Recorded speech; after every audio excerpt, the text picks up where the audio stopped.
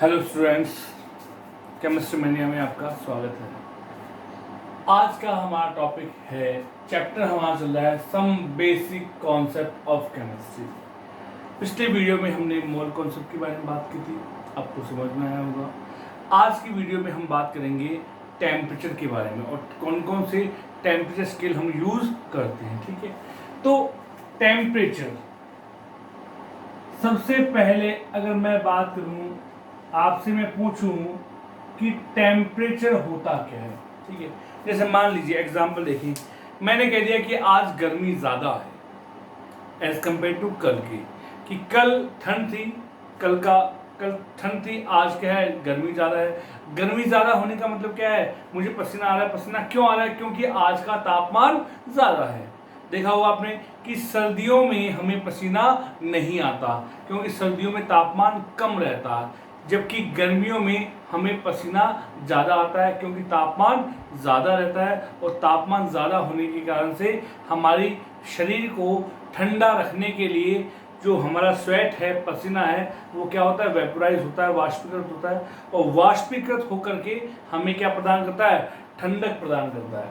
तो आज हम उसी तापमान या टेम्परेचर के बारे में बात करेंगे। तो टेम्परेचर वो भौतिक राशि या वो फिजिकल क्वांटिटी होती है जो ये बताती है कि कोई सब्सटेंस किसी दूसरे सब्सटेंस के कंपैरिजन में कितना गर्म या ठंडा है। समझ में ये बात? तो तापमान या टेम्परेचर क्या होता है, वह भौतिक राशि जो यह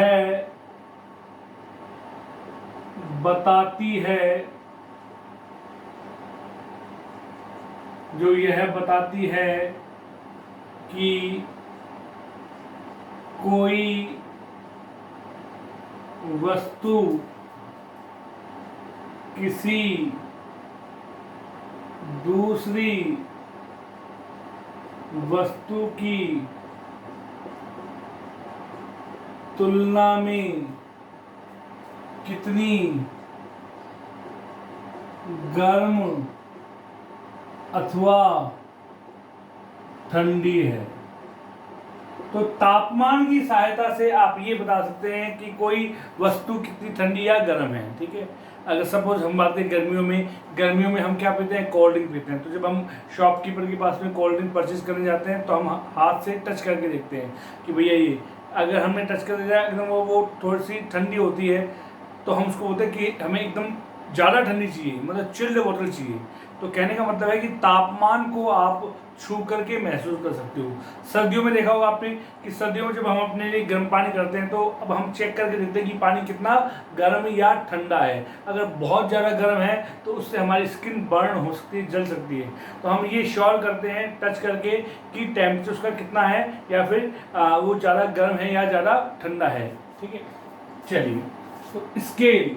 अब टेम्परेचर को हम केवल महसूस तो कर सकते हैं कि टच करके हमने बता दिया कि सभी गर्म या ठंडी है, लेकिन एग्जैक्ट टेम्परेचर निकालने के लिए हमें एक एपरेटस की रिक्वायरमेंट पड़ती है और उस एपरेटस को आप बोलते हो थर्मामीटर।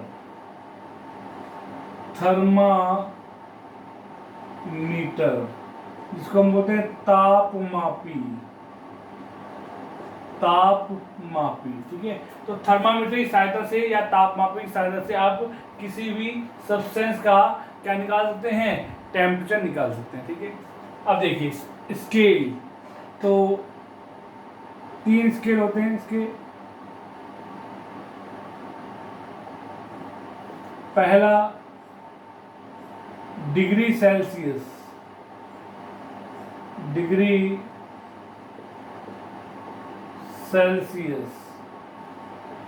दूसरा केल्विन स्केल, और तीसरा डिग्री फ़ारेनहाइट,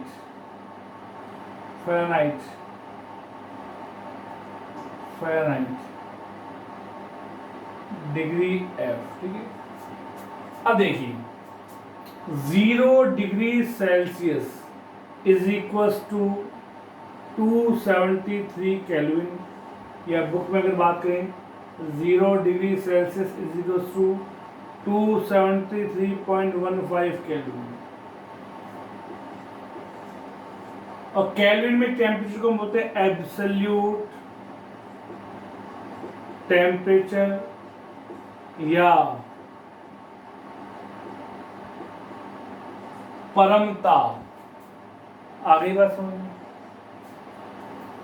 अब देखिए, सपोज हमारे पास एग्जांपल है 25 डिग्री सेल्सियस। मैंने कहा कि इसकी केल्विन में वैल्यू कितनी होगी, ठीक है। तो 25 डिग्री सेल्सियस, अब हमें पता है कि 0 डिग्री सेल्सियस की जो वैल्यू है वो केल्विन में कितना होती है, 273 या 273.15 केल्विन, ठीक है। ये कैलकुलेशन को इजी करने के लिए हम लिखते हैं 273, ठीक है। तो अब 25 डिग्री सेल्सियस है, इसे हम कैसे लिख सकते हैं, 25 degree Celsius plus 0 degree Celsius is equals to kelvin, ठीक है। देखिए, किसी भी नंबर में आप 0 ऐड करें या 0 माइनस करें, नंबर वही आता है। तो 25 degree Celsius plus 0 degree Celsius की वैल्यू केल्विन में 273 केल्विन। तो कितना हो गया, 3 and 5 8, 7 and 2 9, 298 केल्विन, हाँ या ना, ठीक है, 298 केल्विन। तो अगर 25 डिग्री सेल्सियस को हम केल्विन में चेंज करते हैं तो कितनी वैल्यू आती है, 298 केल्विन वैल्यू आपके आ जाती है। अब इसका अगर उल्टा करें, 298 केल्विन अगर हमें दिया गया है तो इसे चेंज करना है इसमें डिग्री सेल्सियस में। तो अगेन वही 298 केल्विन, ठीक है, minus 0 degree Celsius is equal two degree Celsius. अब देखिए 298 kelvin minus again 0 degree Celsius की वैल्यू कितनी है, 273 केल्विन। तो 273 केल्विन, तो कितना बच गया आपका, 8 में से 3 गया तो 5 और 9 में से 7 है 2, 25 डिग्री सेल्सियस। कहने का मतलब क्या है कि दोनों का जो रिलेशन है वो क्या है, degree Celsius left hand side पे और केल्विन राइट हैंड साइड पे। अगर आप डिग्री सेल्सियस से केल्विन में आ रहे हैं तो प्लस 273 कर दें, और अगर केल्विन से डिग्री सेल्सियस में जा रहे हैं तो माइनस 273 या प्लस। मान लीजिए फॉर एग्जांपल मैंने दे दिया आपको 4000 डिग्री सेल्सियस, इसको बदलना है केल्विन में, और दूसरा दे दिया, ये तो फर्स्ट है क्वेश्चन। दूसरा जो क्वेश्चन है वो मैंने दे दिया आपको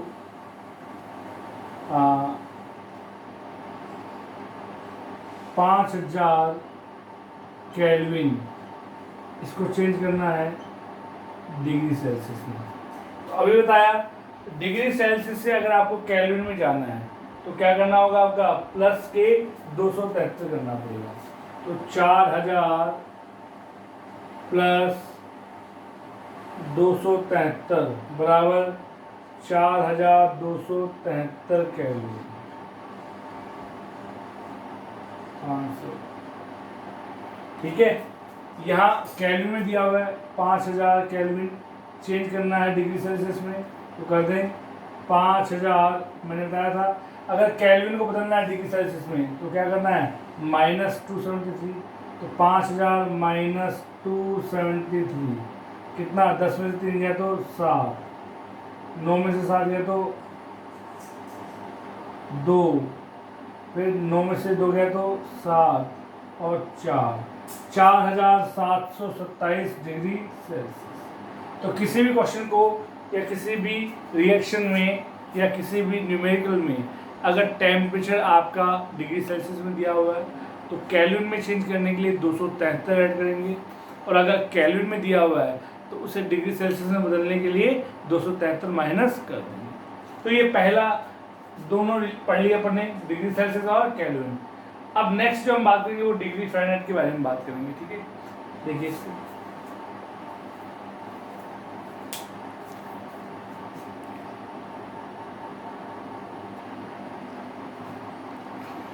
सेकंड देखिए, डिग्री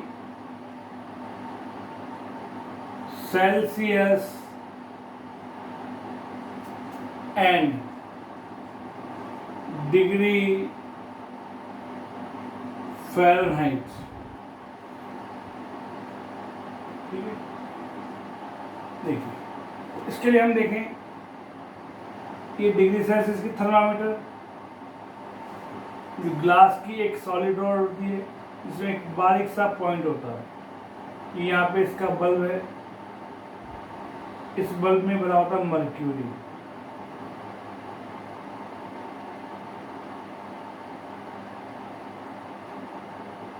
ये बल्ब थर्मामीटर का बल्ब, और थर्मामीटर के बल्ब में भरा होता है मर्क्यूरी। मर्क्यूरी मेटल है, ऐसा मेटल जो रूम टेम्परेचर पे लिक्विड स्टेट में एग्जिस्ट करता है। यहाँ पे एक बारीक सा पॉइंट होता है स्ट्रेट लाइन में, और जब हम इस मर्क्यूरी को किसी हॉट सब्सटेंस या किसी भी सब्सटेंस को टच करते हैं तो उसका जो भी टेम्परेचर होगा उसके कारण से ये ऊपर की ओर बढ़ता जाएगा।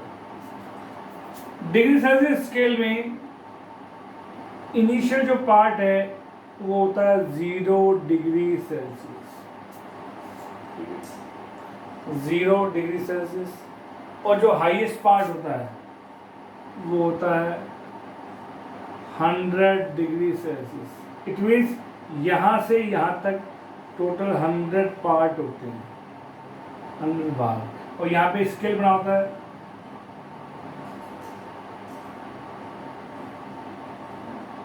और इस स्केल को पढ़ करके आप किसी भी सब्सटेंस का टेम्परेचर निकाल सकते हैं। आगे बात समझ, ये डिग्री सेल्सियस है, degree Celsius thermometer. Degree Fahrenheit thermometer भी सेम डिग्री सेल्सियस स्केल की तरह ही आता है, कुछ इस प्रकार से।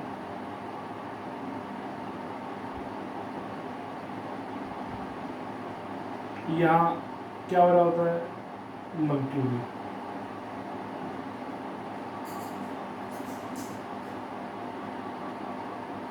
ये भी बल्ब है। ध्यान दें, जब कभी अगर आपको टेम्परेचर, ये जो थर्मामीटर है उसका यूज़ करना हो तो इसको कभी भी यहाँ से ना पकड़ें, क्योंकि यहाँ से पकड़ेंगे तो आपके हाथ में, आपके जो उंगलियों में, फिंगर्स में जो हीट है उसके कारण से ये ऊपर की ओर बढ़ने लग जाएगा, ठीक है। अब डिग्री फ़ारेनहाइट में स्ट्रक्चर सेम डिग्री सेल्सियस के जैसा होता है, ठीक है, और इसका जो इनिशियल पार्ट है, स्टार्ट पॉइंट 32 डिग्री फ़ारेनहाइट होता है, और जो एंड पॉइंट है वो 212 डिग्री फ़ारेनहाइट होता है। इसके बीच में अगर बात करें तो ये स्केल बना होता है,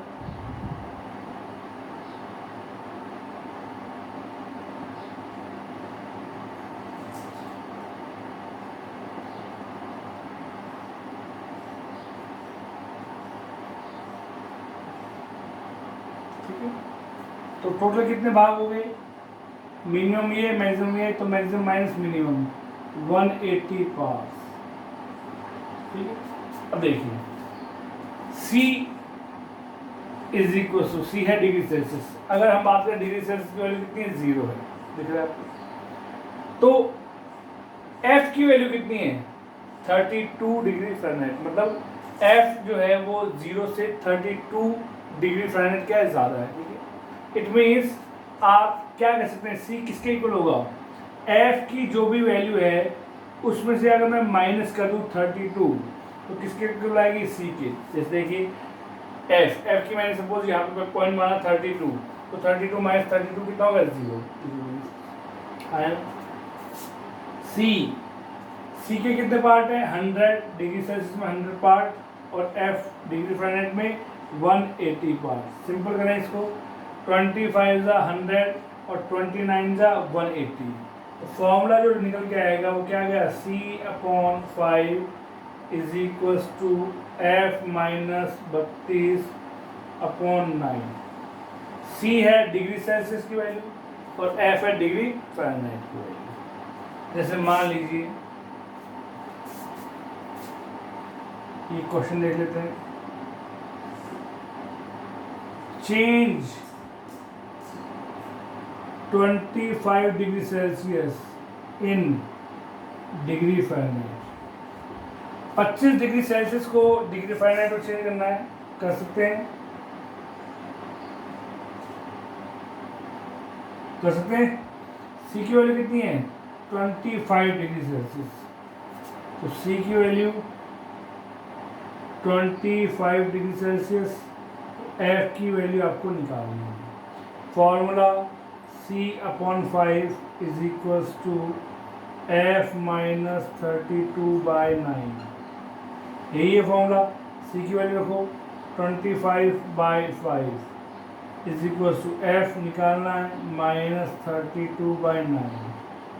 5 1 जा 5, 5 5 जा 45, सॉरी 5 5 जा 25। क्रॉस मल्टीप्लाई, यहाँ 1 है तो 1 से F-32 को मल्टीप्लाई किया तो F-32 इज इक्वल्स टू 9 5 जा 45, क्रॉस मल्टीप्लाई किया तो 45। F is equals to minus का 32 इधर लेके आएंगे तो प्लस का 32, 45 plus 32 is equals to 77 degree Fahrenheit. Cross check कर लें, अगर f की वैल्यू इस इक्वेशन में पुट करने पर c की वैल्यू 25 आ जाए, इट मीन्स हमारा जो क्वेश्चन है वो एकदम क्या है, सही है। अब देखिए उल्टा कर देते हैं, 77 डिग्री फ़ारेनहाइट को चेंज किया डिग्री सेल्सियस में, ठीक है। तो C/5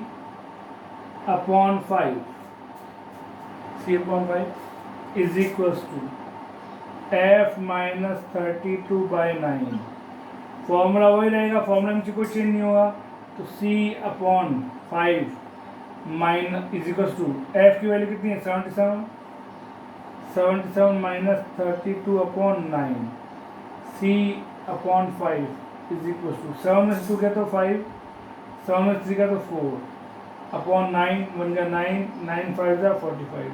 तो C is equals to 25 degree Celsius. तो C की वैल्यू अगर 25 डिग्री सेल्सियस तो F की वैल्यू 77 डिग्री फ़ारेनहाइट, और अगर F की वैल्यू 77 डिग्री फ़ारेनहाइट हो तो C की वैल्यू 25 डिग्री सेल्सियस होगी। समझ में आया? अभी और क्वेश्चन हम करेंगे, ठीक है। अब यहाँ पे अगर आपको दे दिया जाए कि केल्विन को बदलना हो डिग्री फ़ारेनहाइट में या डिग्री फ़ारेनहाइट को बदलना हो केल्विन में, तो कैसे चेंज करेंगे वो भी देखते हैं। पहले इन एग्जाम्पल को देखिए।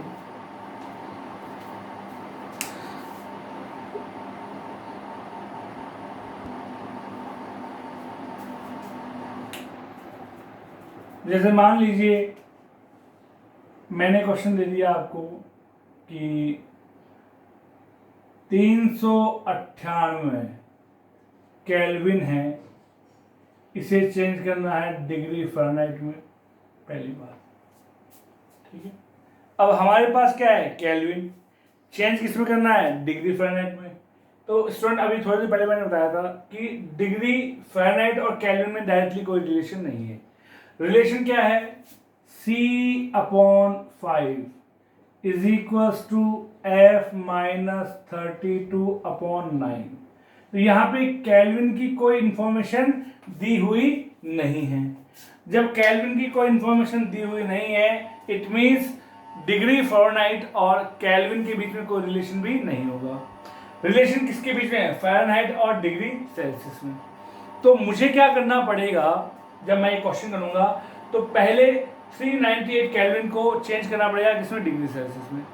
अभी थोड़ी देर पहले मैंने आपको बताया था कि अगर डिग्री सेल्सियस को चेंज करना हो केल्विन में या केल्विन को चेंज करना हो डिग्री सेल्सियस में, तो क्या था, अगर डिग्री सेल्सियस को बदलना हो केल्विन में तो +273 केल्विन, हाँ या ना। और अगर केल्विन को बदलना हो डिग्री सेल्सियस तो -273 केल्विन। ठीक है, तो देखिए 398 केल्विन, इसको पहले हम बदले डिग्री सेल्सियस में, तो क्या करें 398 -273। ठीक है, तो 8 में से 3 गया तो 5, 9 में से 7 गया तो 2 और 3 में से 2 गया तो 125 डिग्री सेल्सियस। सी की वैल्यू कितनी आ रही है यहाँ पे 125 डिग्री सेल्सियस। अब हम किसकी वैल्यू निकालें, एफ की निकाल सकते हैं।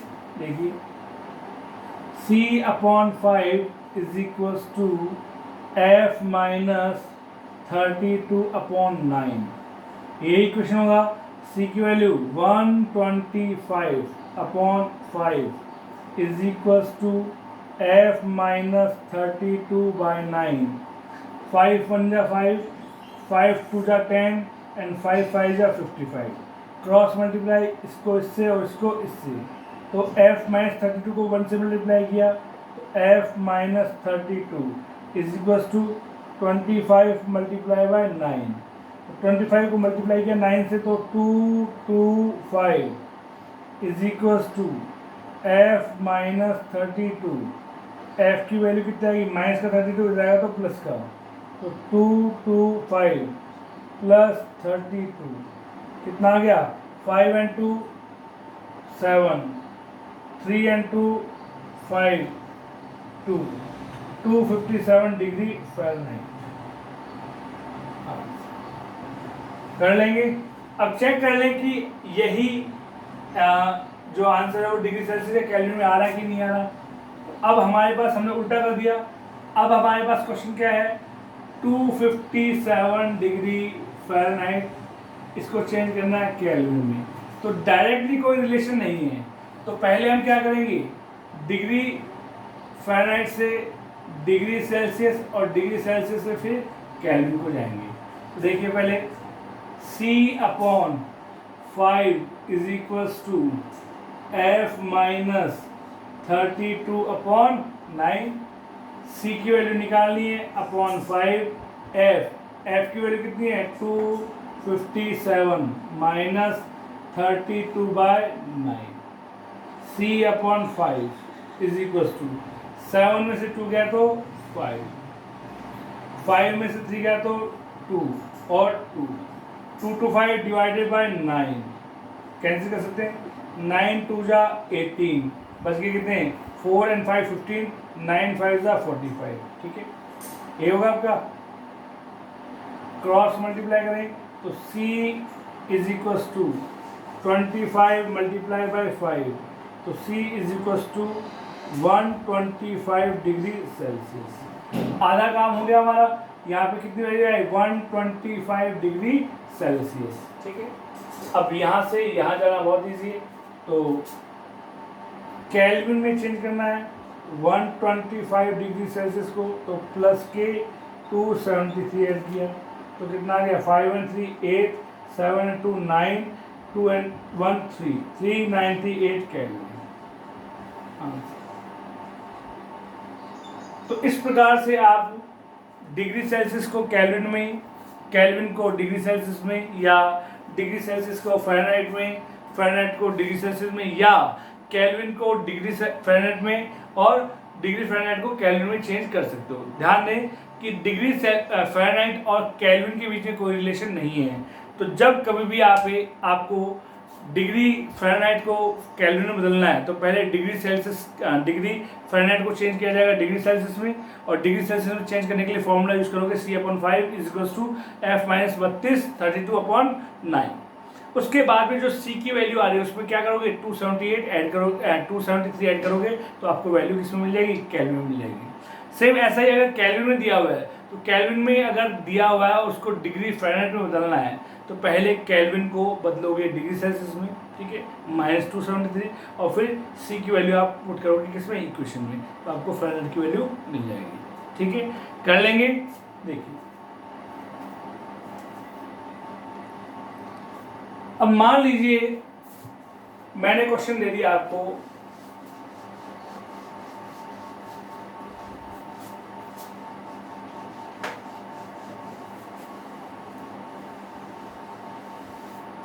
मेरा क्वेश्चन क्या है, मेरा क्वेश्चन ये,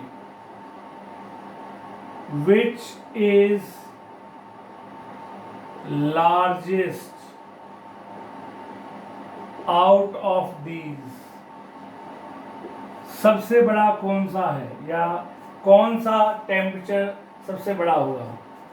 ए 125 डिग्री सेल्सियस, बी 400 केल्विन, सी हो जाएगा आपका 80,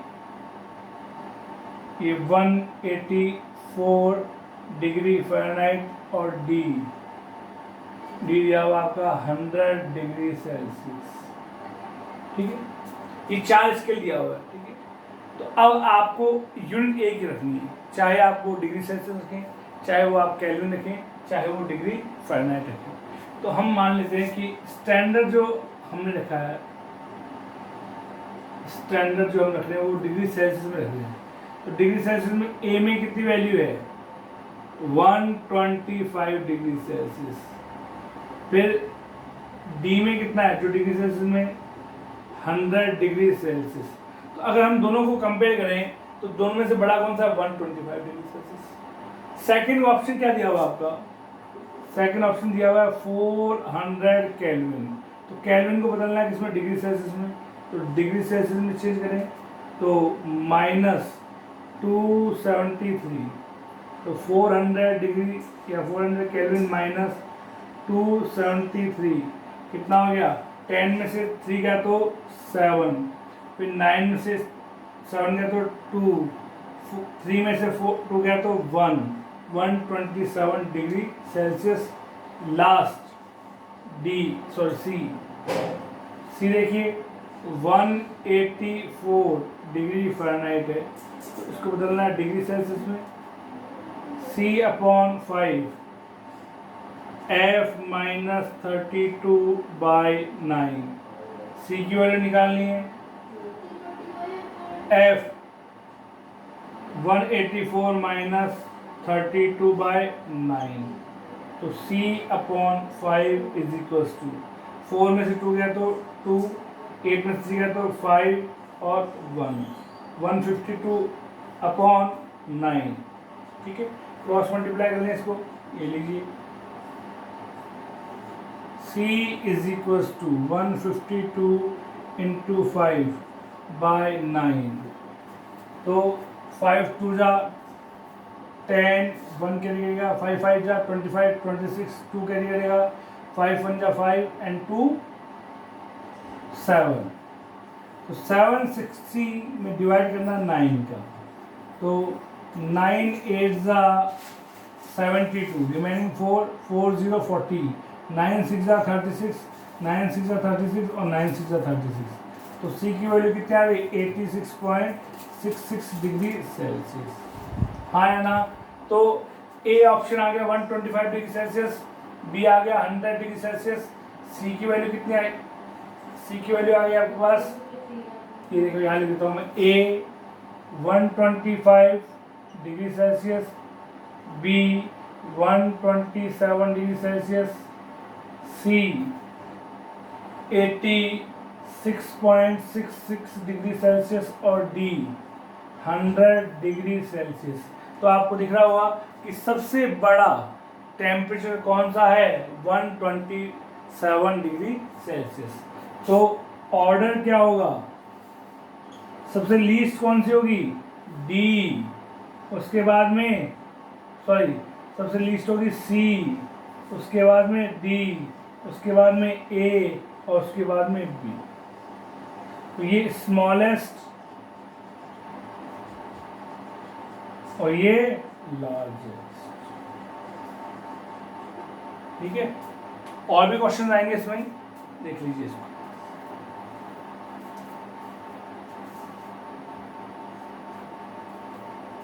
समझ में आया। नेक्स्ट वीडियो में हम बात करेंगे एम्पिरिकल फॉर्मूला और मॉलिक्यूलर फॉर्मूला। आई होप आप इसको एंजॉय किया होगा। फिर भी नहीं समझ में आता तो आप अपनी बुक में से और क्वेश्चन करें। ठीक है, तब तक के लिए थैंक यू।